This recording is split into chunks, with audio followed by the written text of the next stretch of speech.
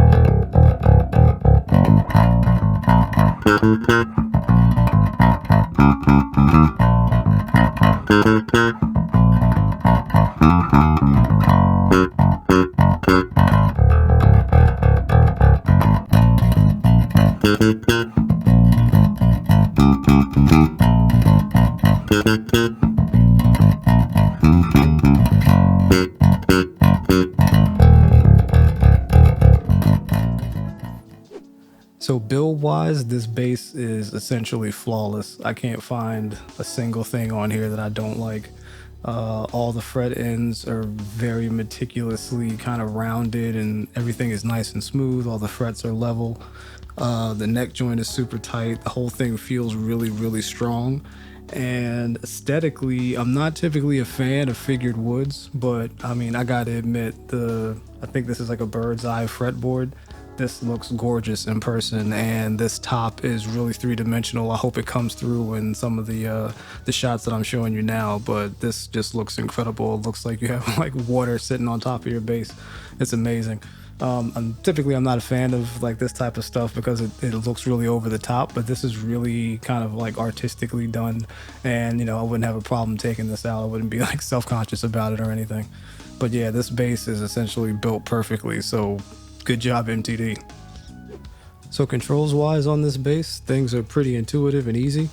There's a pan pot between the two pickups, a volume knob, and then a 3-band EQ, a treble, mids, and bass. Then down here, there's a little switch that controls the mids frequency. It will go from 250 hertz to 500 hertz to 1000 hertz. And I think that's really, really smart because 250 hertz is kind of where you either have too much mud or your tone is too thin. Or at 500 hertz is typically where you have like too much nasal quality or like not enough forwardness in the mix to cut. And then at 1000 hertz is typically where you have like too much bite or not enough bite. So this onboard EQ lets you kind of nail down those problems, which is really, really well thought out. And I think that, MTD did a really good job setting this up like this. But yeah, the controls are easy, and when you pick the bass up, you can basically figure it out right away, which I like. So right out of the gate, this bass was loaned to me. It is not mine, sadly. I was asked to do a review on it, and to be honest, MTDs have always been something that I've looked at from afar, like with some admiration, thinking like, oh man, those are great, but they're probably not for me. And the reason I've always thought that is because I've seen people like Andrew Goucher and Bubby Lewis and Norm Stockton, and these guys are like always just like tearing it up on bass, you know, just like absolute monster players. And I am not at that level, and like that's not kind of like my style of playing. So I figured, you know, probably MTDs just like aren't gonna be my thing. But after spending some time with one, I was 110% wrong. I friggin' love this bass. There are a couple things about this bass that kind of really blew me away. I was very surprised by. Number one was the tone. I've heard people play MTDs before, but playing it myself, it feels like an entirely different beast. The low end on this thing is just completely just out of control, huge, but not actually out of control. It's very, very kind of like tight while still being big, which is, I don't know how they do that. The mid-range is very clear, so if you're playing any kind of like really fast stuff or anything that's like chordal, you know, you hear every single note. The mid-range has great like attack to it, so you know you probably never ever need to use a pick with this bass. And then the high end is like nothing I've ever heard on a bass before. It's just so present and so kind of just like in your face that it would be very, very hard for you to get lost in a mix basically in any situation, no matter how many other instruments you're playing with. And I think combined with your playing techniques and the EQ that's on this bass, you could probably get by in just about any situation that didn't require just like a straight up P bass with flats type of sound. And that to me is stunning. So in addition to the tone and the way the bass felt when I played it, the other thing that was really shocking about this bass was how easy it is to play. I've always kind of shied away from long scale basses, and in particular, after about 10 years ago, I got into a really bad car accident and I shattered my spine in a bunch of different places, and shattered my ribs and a whole bunch of other stuff. Long story short, I've healed up, but I still have lots of back problems and issues with my shoulders. So reaching out to get down into, you know, where, you know, bass players spend most of our time between the first and the fifth frets, is a little bit rough, even on a 34-inch scale bass. But this MTD feels incredibly easy to play, even though it is like a little bit heavy too. I think it's like a little bit over 9 pounds, and most of my basses are somewhere in like the 7.5 to 8 range. But this feels really, really nice to play. And when you have it on the strap, if you keep the strap situated in a way that the bass is kind of at the same height as it would be if you were sitting down, the neck feels totally weightless. And it's just perfectly balanced because all of the center of balance is like right in the middle where the neck joint is. And it's just incredible. I did not think at all I would be happy playing a 35-inch scale bass. And the reach down to the first fret feels very natural and very comfortable, even though it's a longer scale. And I'm not quite sure how they do that. It seems like the bridge is kind of set further towards the tail end of the bass to kind of make the whole thing more compact. But whatever they did, it just feels really good to play. Setup wise, it's a little bit lower than I would have preferred. And I probably would have raised the height a little bit to get rid of a little bit of the strings on the fret noise. But I wasn't about to take a screwdriver to a bass that I don't own. But yeah, this is just such a good bass. It feels really well put together and it's just great to play. I just can't say that enough. So the last thing I wanted to talk about really quickly was the Buzz Feiten tuning system. I didn't have time to take this and put it in a mix playing chords or higher up the neck and comparing it to other basses. But what I will tell you is that playing this bass higher up above like the 12th fret, playing any kind of chords or double stops or, you know, just kind of anything up there, it did feel to me like it was like a little bit more in tune with itself. And that might just be because of the clarity. It might be because of the longer scale or whatever.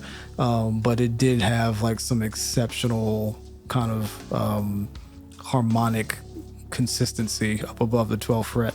It just sounds really, really good and clear, to the point where, you know, I like 6 strings because I like having the ability to play chords up high, but the clarity on this is so good that I could probably get by without using the C string, because the entire fretboard is well intonated enough to use it all the way up to the 24th fret, even on the B string. And speaking of the B string on this is outrageous. You heard it in the sound clips earlier, and it even has a tapered core, which I don't like, because they typically sound kind of twangy and nasty, and they tend to feel a little bit floppy to me.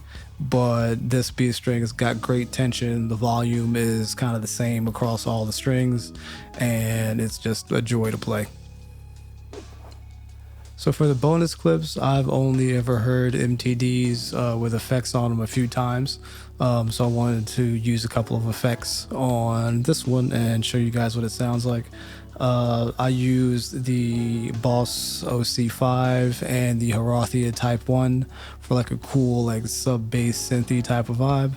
I also ran this through my Black Math from Mask Audio to let you hear what this sounds like going through just like a big old fuzz type of sound. And for something more aggressive, I ran it through the MBD2 from Damnation Audio to give you an idea, if you're like into heavier genres of music, kind of what the MTD might sound like there. And also I ran this through my Nimbus from Iron Ether and my Empress ecosystem for some really interesting kind of like ambient kind of chordal stuff. So take a listen to these and let me know which one was your favorite down in the comments.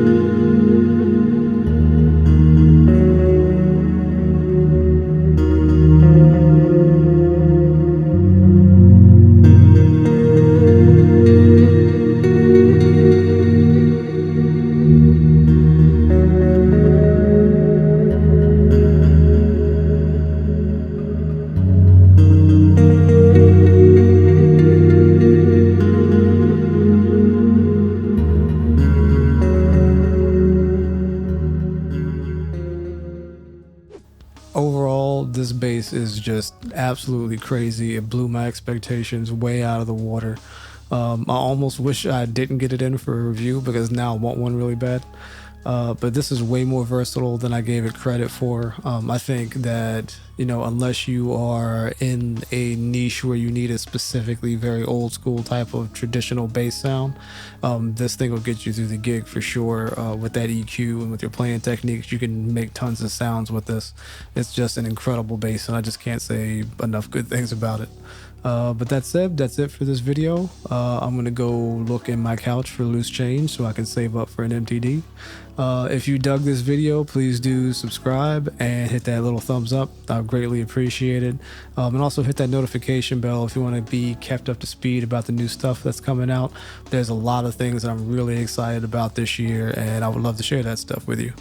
Down in the description, there will be links for all the gear that I use in the video, as well as my social media, so my Twitch and my Discord. It'd be great if you would come hang out. It's a lot of fun over there. That said, I hope you are staying happy and staying healthy, and I will be seeing you around soon. Take it easy.